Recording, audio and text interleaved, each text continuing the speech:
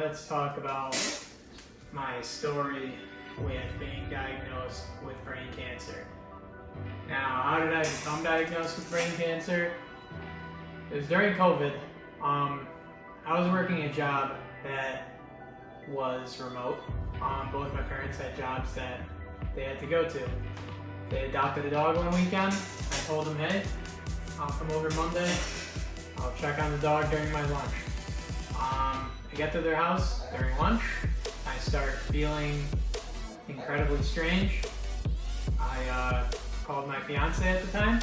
She is my wife now, and told her, hey, I don't know what the hell is going on, but I feel weird. So anyways, I told her, come check on me if you don't hear from me. Like, give me a call in 30 minutes. I think I might be having a heart attack or something.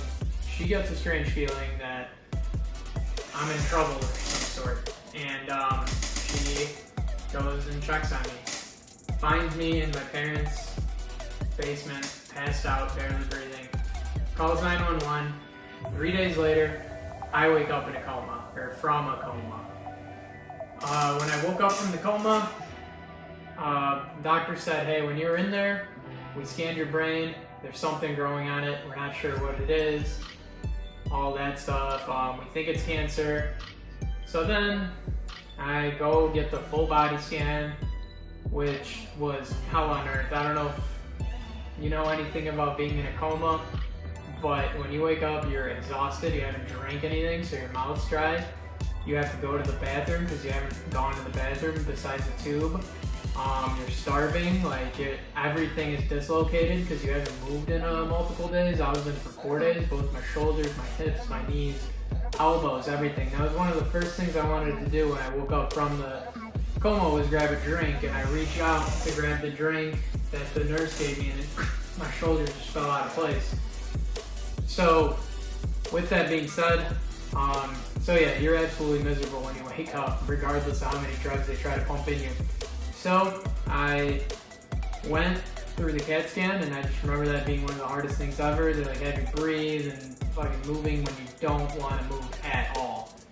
So they scanned my body, no more cancer anywhere, but there was a brain surgeon there luckily, and he went, yeah, that's definitely cancer.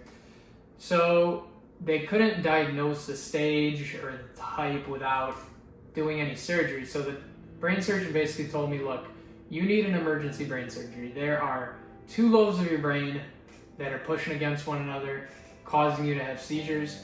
So I had to start booking an emergency brain surgery. And July 14th was the day of my brain surgery, which strangely coincides 20 years before that, on July 14th in 2000, is when me and my family came to America, which is why I remember that exact date.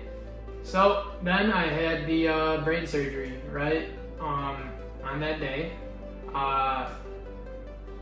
When you wake up from a brain surgery, you have no idea what's going on. You just got an absolute insane amount of brain damage, right? So when I woke up, I got, I think, a week or 2 off before I met with the brain surgeon, so he can kind of tell me what they found out about the tumor. What they found out was basically when they take it out, they run some sort of ink through the piece that they had. And then if it turns a certain color, you have this thing called the IDH mutation, which is something you want to have. It will affect the way your body reacts to the chemotherapy, and it'll actually help it break through the blood-brain barrier. From my understanding, I'm not a brain surgeon. I, just had the brain cancer. So now that it's, now that I had, so the story behind that, so he sits me down, he says, we took your brain tumor out, we ran that test, you don't have that mutation. We're sorry, you probably have maybe 5 years if you're lucky. The emotions you feel when you get told that, the best way I could describe it is you just go completely numb. Like you don't know what to feel. You just kind of, I'll never forget that feeling. Like you couldn't feel anything, but you're like angry, sad, and all this emotion just overcome you, and you just kind of turn into a stone. And then you got to make the decision when you hear, hey, I have 5 years to live at the age of 26. Who do I tell? I mean, I was there with my fiance at the time. She's my wife now. Obviously, she started, crying. I'm sitting there like, what is going on? So then it was time to find an oncologist. Luckily, the oncologist I went through a lot of them to get second opinions. All of them told me the same thing. Good luck, basically, to sum it up. Except for one guy, and that's who I went with. He went, you know what? I think we could beat this because you're 26, and you know what? With my experience with the lobe that the cancer's in, you probably do have IDH. Let's wait until you get lab results back. And this was during COVID, mind you, right? So it was a grueling 4 weeks to get those lab results back. Because not only does that tell you the IDH thing, but also all these other genetic markers. And like a miracle, the test came back and I had the IDH mutation. And I remember the old oncologist I had, which was from the brain surgeon, but they all told me to go shop oncologist, and the one I ended up going with. But the one that was originally kind of a part of the team, she was like, wow, I've actually never seen that happen. And I was like, wow, that's incredible. So basically my prognosis went from months to years with a question mark at the end. My oncologist told me, he said patients that it just never came back with, 20, 25 years he's had patients with that mutation and it never came back. So after, the chemo, the radiation, all that stuff, the first round, which was 6 straight weeks of chemo every single day and radiation Monday through Friday. Then you get 3 weeks off or 4 weeks. And on that 4th week, you have to get your brain scanned because I guess all the radiation has to seep out of your brain to diagnose what's going on in there, right? So then when they do the MRI, the radiation will get in the way.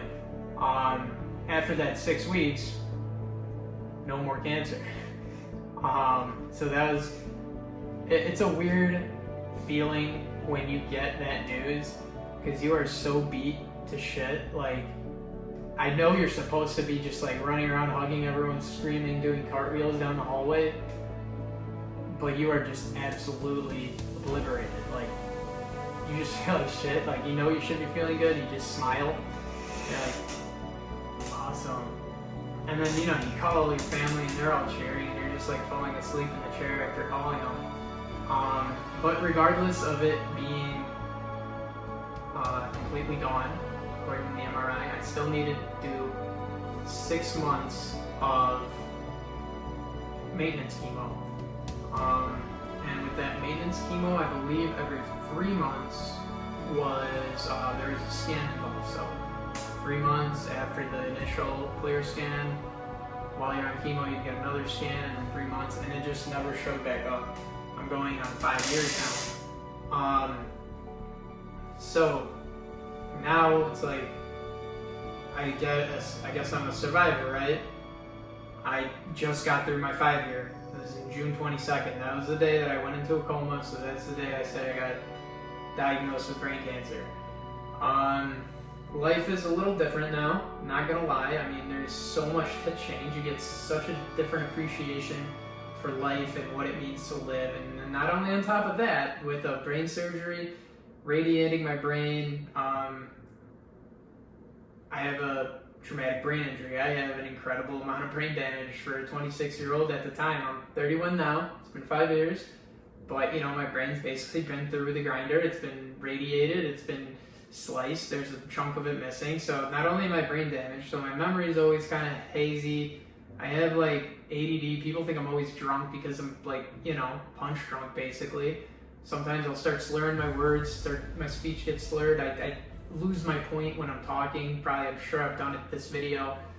And then also from all that treatment, which I guess if you have that IDH mutation, which I ended up having, after the treatment, if you beat the cancer, you become epileptic.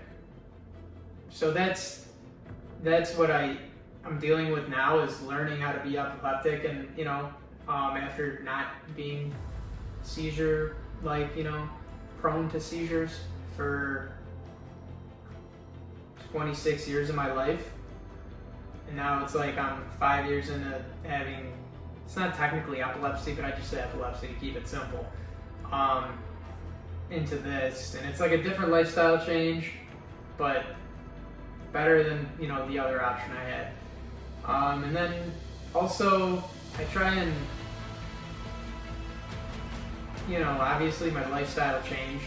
I can't drink, I can't do much as far as, any altering of the mind, any substances like that. Now I eat super clean. I'm like one of those psychos who doesn't put any sauce on their, meat or sandwiches, just plain, like, speaking of sandwiches, I don't eat those because of the carbs, mostly keto. And then, the reason I made this channel, the main one, was I know there's not a lot of good news on brain cancer out there. If you get diagnosed, anyone who just got diagnosed and is frantically searching on anything on the internet, brain cancer, trust me, I've been there. There's not a hell of a lot of good news. So I'm hoping my channel will at least not only brain cancer patients, but anyone who's going through any nonsense can see that there is hope on the other side. I've beaten my prognosis. I would say my life has gotten exponentially better, regardless of, what everyone expected and thought would happen. And, that's what kind of keeps me going. I try and talk to as many cancer patients one-on-one as I can, and just show them that, hey, you can hang in there, you can fight, it's not over until it's over. And yeah, so that's kind of my story. Ever since I got that cold hard, hey, you may have 5 years, maybe. That to me was like a rallying cry. I was like, all right, time to puff up my chest and fight. And if I look like an idiot for fighting hard until I die, then so be it. And I just kind of didn't let anything hold me back. I didn't care if I was having seizures every other day. I just stood right back up. Whatever hurdle was presented to me, whatever I didn't understand because of all the brain damage, I just brushed it off and I stood it back up every time. That's just kind of how I kept fighting. Now every day I try to work out, try to do an intense workout, not just like a standard lift, go run 5 miles with a weighted vest, see my voice, stuff like that, that I try and do.